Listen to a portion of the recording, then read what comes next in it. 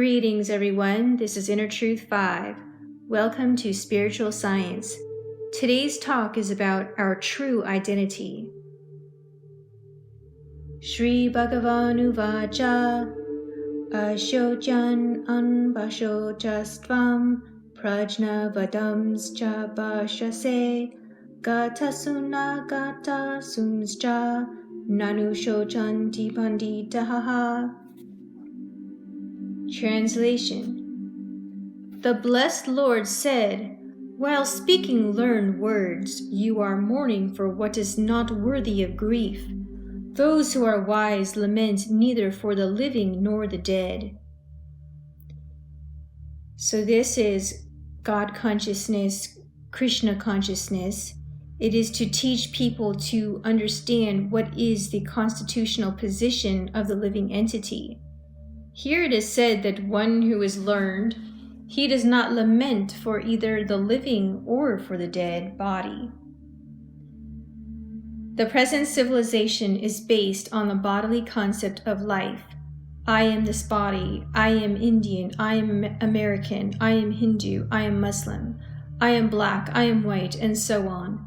The whole civilization is going on this bodily concept of life. Although there is advancement of learning, many universities and educational institutions, but nowhere this subject matter is discussed or taught, what I am. Rather, they're still more misled by giving them education that you are born in this land, you must feel for your nation, you must act for your nation. Or the so-called nationality is taught, but nobody is taught actually what he is. Just one moment. Just getting myself more situated.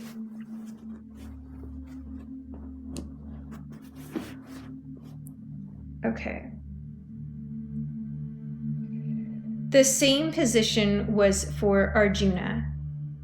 Arjuna in the battlefield of Kurukshetra. There was a fight. That is the history of Greater India.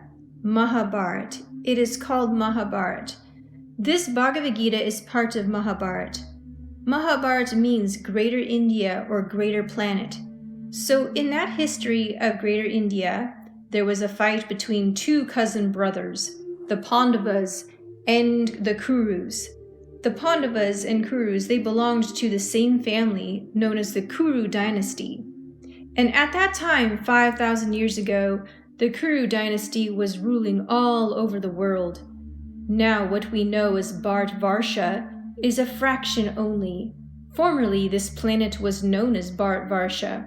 Before that, from thousands of years ago, this planet was known as Ilavrita-Varsha. But there was a great emperor whose name was Bharat.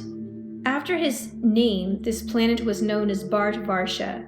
But gradually, in due course of time, people became disintegrated from one unit, just like we have got experience in India. Say 20 years or 25 years ago, there was no Pakistan, but in some way or other, there is another division of Pakistan. So actually long years ago, there was no division of this planet. The planet is one, and the king was also one, and the culture was also one. The culture was Vedic culture, and the king was one. And as the Kuru dynasty kings, they ruled over the world. It was monarchy. So there was a fight between two cousin brothers of the same family, and that is the theme of this Bhagavad Gita. Bhagavad Gita was spoken in the battlefield. In the battlefield, we've got very little time. This Bhagavad Gita was spoken when the two parties met on the battlefield, and Arjuna, after seeing the other party, that the other party, all of them belonged to his family, all family members, because it was fight between cousin brothers. So he became compassionate. Compassionately he said to Krishna, "My dear Krishna, I don't wish to fight. Let my cousin brothers enjoy the kingdom. I cannot kill them in this fight." This is the subject matter of Bhagavad Gita. But Krishna induced him that, "You are a Kshatriya, it is your duty to fight. Why you are deviating from your duty?" According to Vedic system, there are 4 classes of men in the society. Chatur Varnyam Maya Shratam Gunakarma Vibhagashaha. Human society must be divided into 4 classes of men, just like in our body there are 4 different departments: the brain department, the hand department, the belly department, and the leg department. You require all of these. If the body is to be maintained, then you must maintain properly your head, your arms, your belly, and leg. The cooperation. You have heard many times the caste system of India: Brahmin, Kshatriya, Vaishya, Shudra. This is not artificial. It is natural. In any society you go, not only in India, in any other country, these 4 classes of men are there: intelligent class of men, administrator class of men, productive class of men, and laborer class of men. You call it by different name, but there must be such division. As I said, there are division in my own body: the brain department, the arms department, the belly department, and the leg department. So all the kings, they belong to the arms department for protection of the people. So formerly, the Kshatriyas, Kshatriya means one who gives protection to the citizens from being harmed by other enemies.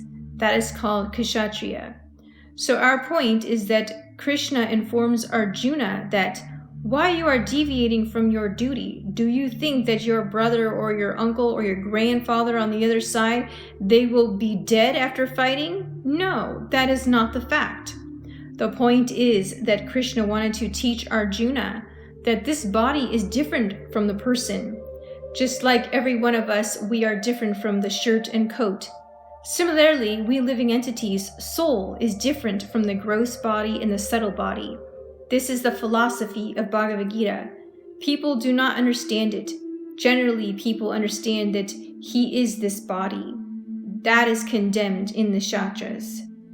Go means cows, and kara means ass. Anyone who is living on the bodily concept of life. Yasyatma buddhi kunape tre dakute. The bodily concept of life is meant for the animals. The dog does not know that he is not this body. He's pure soul. But a man, if he's educated, he can understand that he's not this body. He is different from this body. How he can understand that we are different from this body? That is also a very simplified method. Here you'll find in the Bhagavad Gita, it is said, Dehinosminyata dehe, Komaram Yovanam Jara. Tata dehan tara praputir diras tatra na muyati. Dehina asmin dehe. In this body as there is soul. Dehi means the possessor of this body. I am not this body. If you ask me, just like sometimes we ask the child, what is this? He will say, it is my head. Similarly, if you ask me also, anyone, what is this? Anyone will say, it is my head. Nobody will say, I head. So if you scrutinizingly analyze in all parts of the body, you'll say, it is my head, my hand, my finger, my leg. But where is I? My is spoken when there is I, but we have no information of the I. We have simply information of my. That is called ignorance. So the whole world is under this impression of taking the body as the self. Another example we can give you, just like some of your relatives. Suppose my father has died. Now I am crying. Oh, my father is gone. My father is gone. But if somebody says, why do you say your father is gone? He is lying here. Why are you crying? No. That is his body. That is his body. My father is gone. Therefore, in our present calculation, I am seeing your body, you are seeing my body. Nobody is seeing the actual person. After death, he comes to sense, oh, it is not my father, it is my father's body. You see? So we become intelligent after death, and while we are living, we are in ignorance. This is the modern civilization. While living, just like people have insurance policy to get some money, so that money is received after death, not during life. Sometimes during life also. So my point is that so long we are living, we are in ignorance. We do not know what is my father, what is my brother, what am I, what I am. But everyone is under the impression, this body is my father, this body is my child, this body is my wife. This is called ignorance.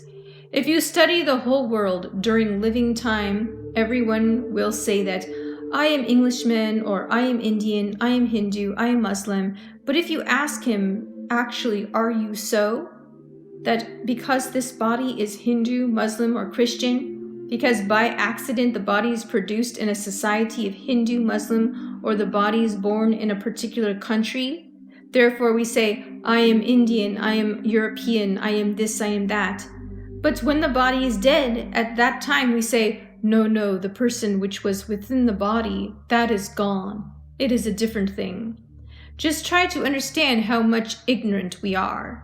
We are all in ignorance. This education is wanted because people, by this ignorance, they're fighting with one another.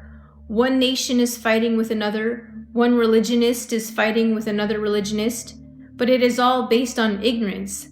I am not this body. Therefore, Shastra says, Yasyatma buddhi kunape tri dakute. Atma buddhi kunape.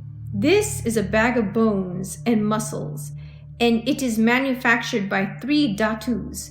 Dhatu means element. According to our Vedic system, kapha, pitta, vayu, material things. So therefore I am spirit soul. I am part and parcel of God. Aham brahmasmi. This is the Vedic education. Try to understand that you do not belong to this material world. You belong to the spiritual world. You are part and parcel of God. Mamayvamsho jiva bhutaha. In the Bhagavad Gita, God says that all living entities are my parts and parcels. Mana shashtanina jyani prakriti stani karshati. He's undergoing a great struggle for life under the bodily impression that he is this body. But this kind of impression or understanding is animal civilization, because the animals are also eating, sleeping, having sex intercourse, and defending in their own way. So if we also, human beings, if we are engaged with all these businesses, namely eating, sleeping, sex intercourse, and defending, then we are not better than the animals. The special prerogative of the human being is to understand what I am. I am this body or something else. Actually, I am not this body. I have given you so many examples. I am spirit soul. But at the present moment, every one of us is busy on this understanding that I am this body. Nobody is working on the understanding that he is not body, he is spirit soul. Therefore, try to understand God consciousness, Krishna consciousness. We are trying to educate every man without any distinction. Because we do not take consideration of the body may be Hindu, body may be Muslim, the body may be European, body may be American, or the body may be different style. Just like you have got a dress. Now, because I am in this particular dress and you are in black coat, does that mean we shall fight together? No. Why? You may have a different dress. I may have a different dress. So where is the reason for fighting? This understanding is wanted at the present moment. Otherwise, you'll be a civilization of animals. Just like in the jungle, there are animals. There are cats, dogs, jackals, tigers. And they always fight. Therefore, if we really want Shanti means peace, then we must try to understand what I am. That is Krishna consciousness. We are teaching everyone what he actually is. But his position is everyone's position, not only my or yours, everyone, even the animals. They're also spirit spark. They're also. Krishna claims that Sarva yonishu konteya murtahas sambhavantya tasam mahad yonir brahma aham bija prada pita. Krishna claims that I am the seed-giving father of all living entities. Actually, this is the fact. If we want to study the origin of creation, everything is explained in the Bhagavad Gita. Just like the father gives the seed within the womb of the mother, and the seed grows a particular type of body. Similarly, we living entities, we are all part and parcel of God. So God impregnates this material nature, and we come out in this material body under different forms. There are 8,400,000 of forms. There is a list. Everything is there. So our present situation is that the whole civilization is going on under the wrong impression that everyone is the body. That is not a fact. Therefore, this Krishna Kirtan, this Krishna consciousness has got a special effect. It is not ordinary sound vibration. It is spiritual vibration. Maha mantra, Maha mantra. So, in your country, there might be snake chanters or not. In India, still, there are many snake chanters or enchanters. So they chant some mantra, and a man, snake bitten, can be revived to his consciousness. Anyone Indian present, they know, still especially in Punjab, there are many snake enchanters who know how to chant the mantras. So if it is physically possible that a dead man, of course when a man is bitten by a snake, he's not dead, he becomes unconscious. He's not dead, but by this chanting of mantra, he comes to his consciousness. Therefore, it is the system in India, if a man is bitten by a snake, he's not burned, or he's not taken as dead body. He's floated in some lifeboat and given to the water. If he gets chance, he may come out again to consciousness. So similarly, we are at the present moment, due to our ignorance, we are sleeping. We are sleeping. Therefore, to awaken us, this mantra, Maha mantra, is required to awaken. Cheto Darpana Marjanam. So Krishna, the English dictionary, the name of Krishna is stated as a Hindu god, but actually that is not the fact. Krishna is the name of God. Krishna means the all-attractive, all-good. All-attractive means he must be good. Otherwise, how can he be attractive? Someone who is bad, he cannot be attractive. Therefore, Krishna, this very word, means all-attractive. He has got all the good qualities, all the opulences, so that he is attractive. That is the right description or right nomenclature of God. If God has got any name particular which is full in everything, that word is Krishna. It is a Sanskrit word, but it indicates Krishna means God. In the Shastra, it is said, Ishvara Parama Krishna. Ishvara means controller, and Parama means the supreme. Ishvara Parama Krishna, that is the instruction of Vedic literature. So this Krishna consciousness is not a sectarian religious movement. It is a scientific philosophical movement. Try to understand it, but the process is very simple. Chanting this Maha mantra. Simply by chanting this transcendental vibration, and he becomes gradually cleansed of all dirty things within the heart. This is the process. Chaitanya Mahaprabhu has explained. He has given us the instruction, Cheto Darpana Marjanam. Our whole trouble in this material world is due to misunderstanding. The first misunderstanding is that I am this body. And actually, every one of us, we are standing on this platform, the bodily concept of life. And because the basic standing foundation is mistaken, therefore, whatever we are creating, whatever we are understanding, they are all mistaken, because the basic platform is mistaken. So first of all, we have to clear away this mistaken idea that I am this body. That is called Cheto Darpana Marjanam, cleansing the heart. I am thinking, I am this body, but actually I am not this. So we have to cleanse this misconception. And that is very easily done simply by chanting this Maha mantra. It is practical. So our request is that every one of you If you kindly take our instruction to chant Maha Mantra, you are not losing anything, but the gain is very much. We are not charging you anything. Just like others, if he gives some mantra, they will charge. But we are freely distributing. Everyone can take. Even the children, they can take. There are many children. They chant, they dance. It does not require any education. It does not require any price. Simply if you chant. One may object, why shall I chant your Hindu Krishna's name? So we don't say that Krishna or God has got many names, that we admit. It is not that God is unlimited, therefore he must have unlimited names. But this Krishna word is very perfect because it means all attractive. You can discuss, God is great, that's all right. How he's great, that is another understanding. So if you think that Krishna is the name of Hindu God, why shall I chant this? So Chaitanya Mahaprabhu says, no, if you have got a name, another alternative name of God, then you chant that. Our only request is that you chant the holy name of God. If you have got any name of God, you can chant. You'll be purified.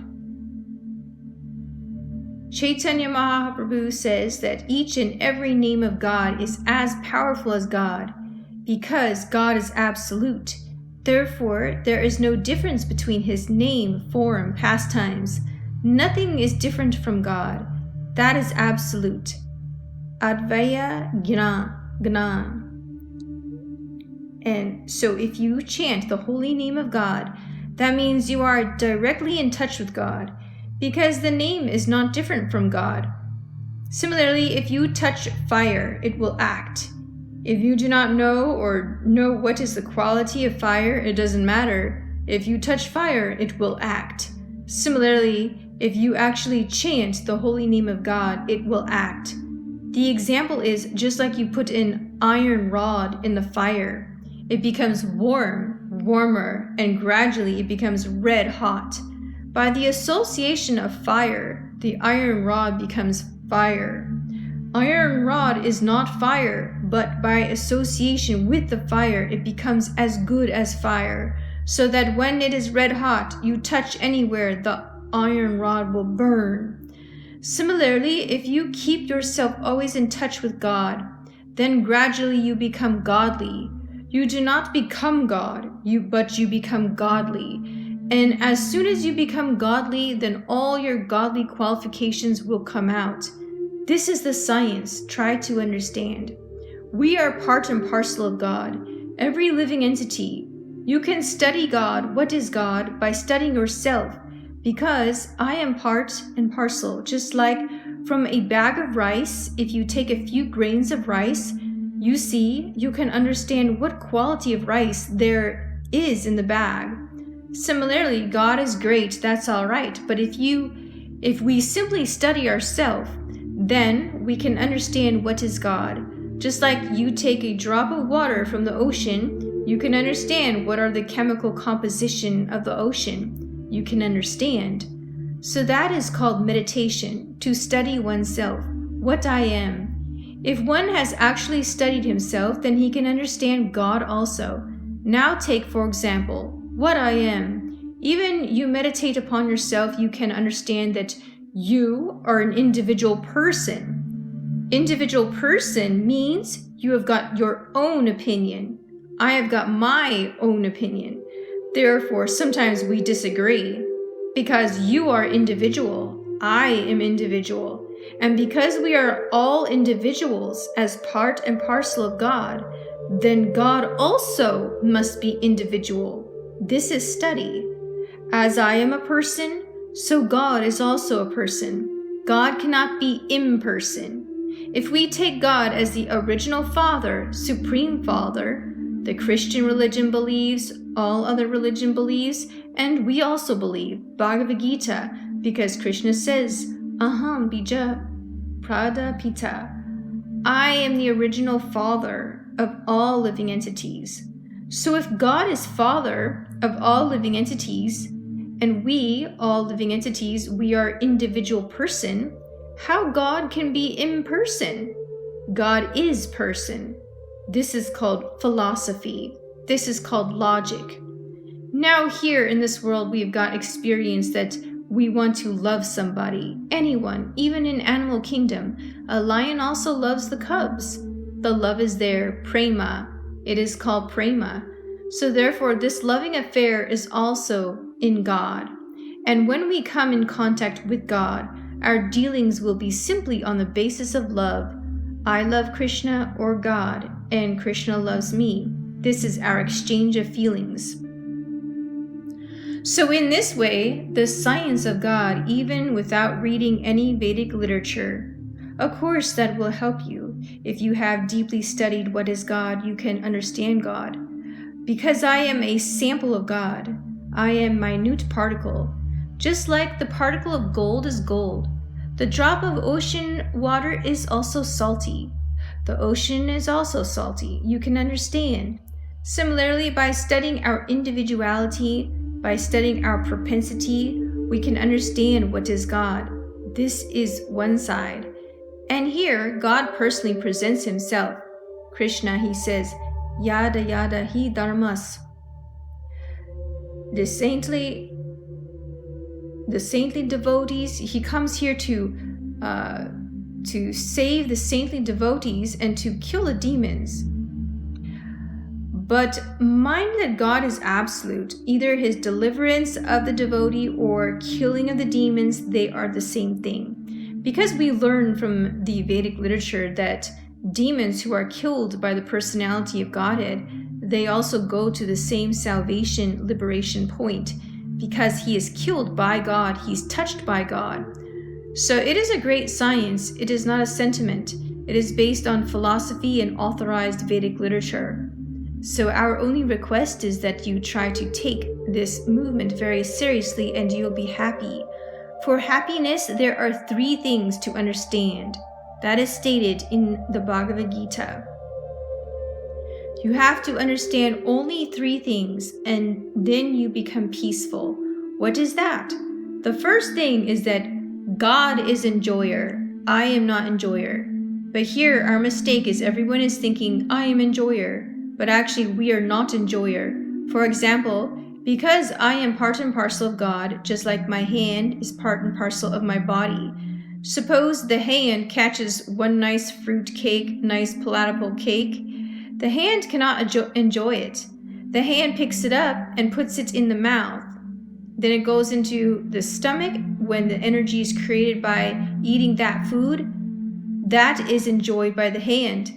Not only by this hand also, the eyes also, legs also.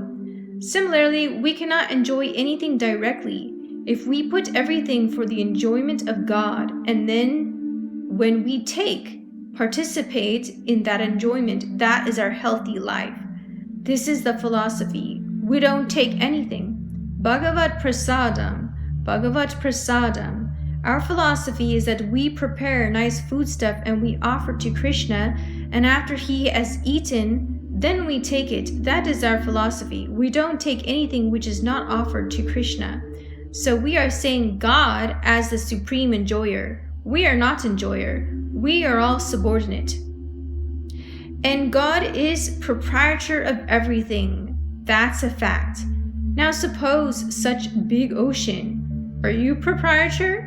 We are claiming that I am proprietor of this land or this sea, but actually before my birth, the sea was there, the land was there. And after my death, the sea will be there, the land will be there. When I become proprietor, just like in this hall, before we entered this hall, the hall was existing, and when we leave this hall, the hall will exist. Then when we become proprietor, if we falsely claim that sitting here for 1 hour or half an hour, we have become proprietor, that is false impression. So one has to understand that we are neither proprietor nor enjoyer. God is the enjoyer and God is the proprietor. Sarvaloka Maheshwaram and Sudram Sarvabhutanam. He's the best friend of everyone. He's not friend only of the human society, he's friend of the animal society. Because every living entity is God's son. How we can be otherwise treating man in some way an animal in another way. No, God is actually perfect friend of all living entities. If we simply understand these three things, then we become peaceful immediately. This is the process of Shanti. You cannot establish, if you think that I am the only son of God and the animal has no soul and let us kill. That is not a very good philosophy. Why not? What is the symptoms of possessing soul? The symptoms of possessing soul is the same four formulas: eating, sleeping, mating, and defending. The animals also busy in these four things. We are also busy in these four things. Then where is the difference between animal and me? So everything has clear conception in the philosophy of Vedic literature, especially they're summarized in the Bhagavad Gita as it is. So our only request is that you become God conscious. This is the opportunity. This human form of life is the only opportunity to understand what is God, what I am, what is my relationship with God. The animals, we cannot invite cats and dogs in this meeting. That is not possible. We have invited human beings because they can understand. So the human being has got the prerogative to understand. Durlabham manusham janma. Therefore, it is called durlabha. Very rarely we have got this human form of life. If we do not try to understand in this form of life, what is God, what I am, what is our relationship, then we are committing suicide. Because after this life, as soon as I give up this body, I'll have to accept another body. And we do not know what kind of body I'm going to accept. That is not in my hands. You cannot order that next life make me a king. That is not possible. If you are actually eligible to become a king, nature will offer you a body in the king's house. You cannot do that. Therefore, we have to work to get the next better body. That is also explained in the Bhagavad Gita. So if we have to prepare ourselves in this life for the next body, why not prepare yourself for a body back to home, back to Godhead? This is Krishna consciousness. We are teaching every man how he can prepare himself so that after leaving this body, he can go directly to God, back to home, back to Godhead. This is stated in the Bhagavad Gita. Tyaktva deham. After giving up this body, we have to give up. I may not like to give up this body, but I'll have to. That is nature's law. As sure as death. Before death, we must prepare ourselves what is next body. If we are not doing that, then we are killing ourselves, committing suicide. So this Krishna consciousness is to save the humankind from being fatally injured by the wrong conception of bodily concept of life. And the simple method is by chanting. If you are a philosopher, if you are a scientist, if you want to know everything scientifically, we have got big books. You can either read books or simply chant. And now there's some questions here. The question is, do you believe in reincarnation? Answer is, where is the question of believing? It is a fact. It's not a question of belief, it is a fact. Unless you fully surrender to God, then there's no question of knowing that. Yes, to go back to Godhead means you don't get this material body. So long as you get this material body, you have to change. That is the material nature. Anything which is material, it has got a date of birth and it has got a date of annihilation. And there is growth, there is existence. So this body, not only this body, even this material world, it has got a date of creation and it will be annihilated. This is explained in the Bhagavad Gita. It comes into manifestation once and again it is destroyed. This is material existence. When you go back to home, back to Godhead, you haven't got to accept this material body. Your spiritual body is already there within this material body. And in that spiritual body, you shall exist along with God. That is the highest perfection of life. Here is another question.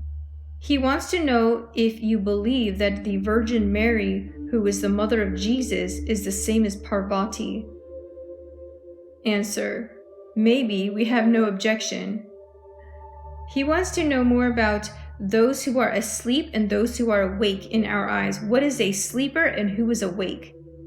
Answer: one who is not Krishna conscious or God conscious. He's sleeping. Okay. The Vedic injunction is that you wake up, you have got this chance of human form of body, you take advantage of it. These are the Vedic instruction. Get up, be awake. Be awakened to understand your identity. Therefore, one who is not trying to understand his identity, spiritual identity, he's sleeping. How can we know ourselves in Krishna consciousness? How can we know ourselves through Krishna consciousness? Answer: that you will know if you follow the process, then you will understand what is Krishna. All right, one more question. Let's see. Here's the question. Why must we do something to become God when we're already God? Answer: you are not God, you are dog, just the opposite. Do you know what is God? And then the guest says, according to you, we are all parts of God in either language. The answer: how you are God? God is the controller. Are you controller? You are controlled, therefore the controlled cannot be God. God means controller. Anyone who is controlled, he cannot be God. If one is controller, then he is God. The guest says, yes, but I am also part of this controller. The answer: therefore you are not absolutely controller. You are both controlled and controller. That is everyone. Just like you are controller in your family, but you are controlled in the office. Similarly, everyone is dualistic. He's controller and controlled. But if you find somebody that he's only controller, not controlled, that is God. The guest says, if God is the controller and I am a part of God, then I'm a controlled part? Answer: yes, part of controller, part of God means you have got little power of controlling, but that you are not absolute controller. But first of all, you have to ascertain whether you are absolutely controller or you are controlled. First of all, you answer this question. Are you absolutely controller? Guest says, I am not. Answer: therefore, nobody is absolutely controller. He's controlled by the laws of nature. How he's absolutely controller? You are controlled by death.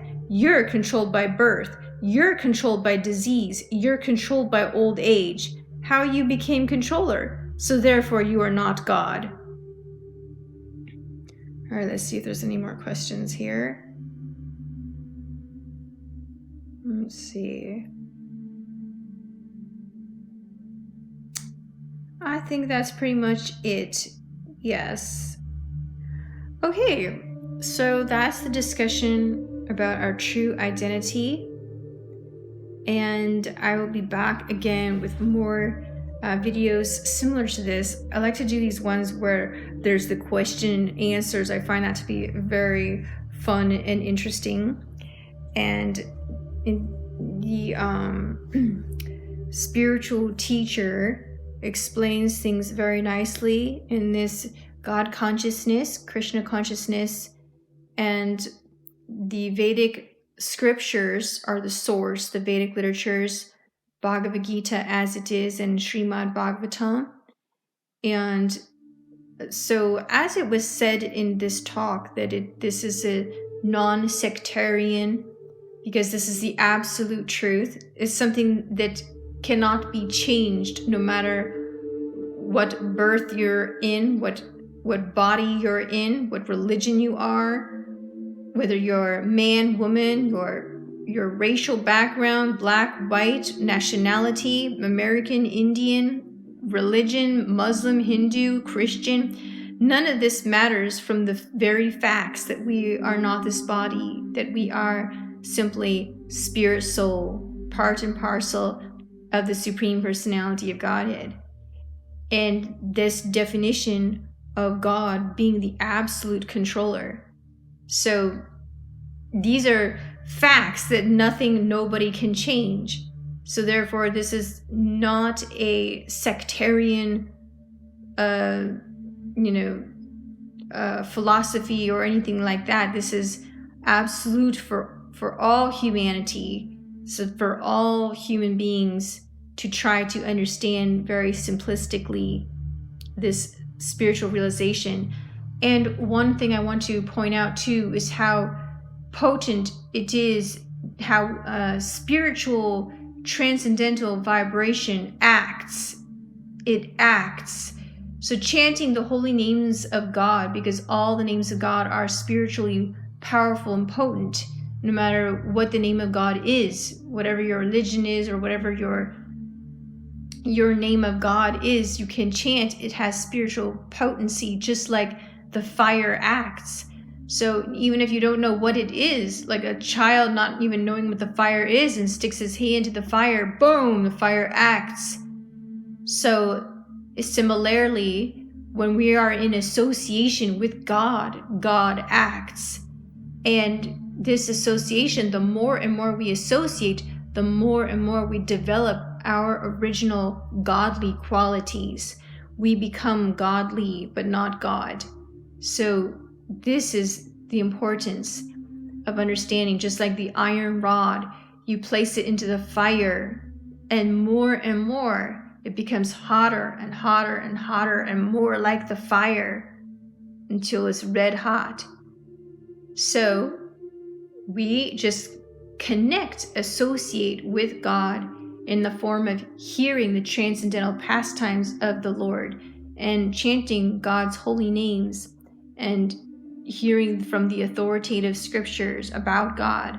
And then we develop these good qualities, because Krishna, or God, is all attractive, and all attractive means all good qualities. So therefore, the more we are in complete contact with God, then the more we are developing our own godly qualities to ultimately get out of this material existence, to be in our original true spiritual identity as spirit soul, and we are not this body, and we are not even of this world. So being here is a temporary position, but we have to keep transmigrating from one body to another until we come to this understanding that we are not the body, we are not this body. And therefore, this is, the ultimate goal of life is to simply be in our original position of servant to God, eternally engaging in devotional service to God, in a loving relationship. And therefore, this human form of life is very special and very rare. It's an opportunity because we have the intelligence to be able to understand. Whereas in the animal form of life, they can't come to this understanding, even though they are also spirit soul. All right, I guess I will stop there. And thanks for listening, everyone, and you all have a beautiful, blessed day.